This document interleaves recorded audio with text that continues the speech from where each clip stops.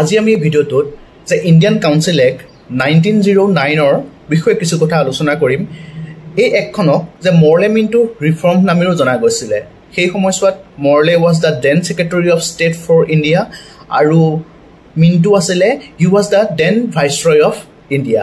এই এক্টখনৰ এটা প্ৰধান বৈশিষ্ট্য আছিলে কি যে পোনপ্ৰথমবাৰৰ বাবে ইয়াৰ মেম্বাৰ্ছখিনিক যে সাপ্লিমেণ্টাৰী কুৱেশ্যন সোধাৰ অনুমতি প্ৰদান কৰা হৈছিল আৰু লগতে যে বাজেটৰ ওপৰত যাতে ৰিজলিউশ্যন আনিব পাৰে তাৰ পাৰমিশ্যন দিয়া হৈছিল।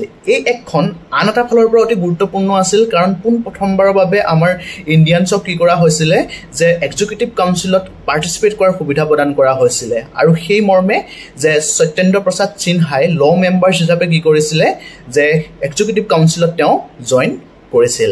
লগতে এই এক্টখনে আৰু কি কৰিছিলে যে সেপাৰেট ইলেক্টৰেট ইন্ট্ৰডিউস কৰিছিল। পোনপ্ৰথমবাৰৰ বাবে কি কৰিছিল যে সেপাৰেট ইলেক্টৰেটৰ তেওঁলোকে ব্যৱস্থা কৰিছিল। যিসকল মুছলিম মেম্বাৰ্ছ আছিলে তেওঁলোকক কেৱল মাত্ৰ মুছলিম ভোটাৰ্ছহে কি কৰিব পাৰিব নিৰ্বাচিত কৰিব পাৰিব। অৰ্থাৎ এই এক্টখনে যে কমিউনেলিজমক লিগেলাইজ কৰিছিল। যেহেতু এই এক্টখনে যে কমিউনেলিজমক লিগেলাইজ কৰিছিল আৰু তাৰ পিছতে যে লৰ্ড মিণ্টুক ভাৰতীয় সাম্প্ৰদায়িকতাবাদৰ পিতৃ বুলি জনা গৈছিল।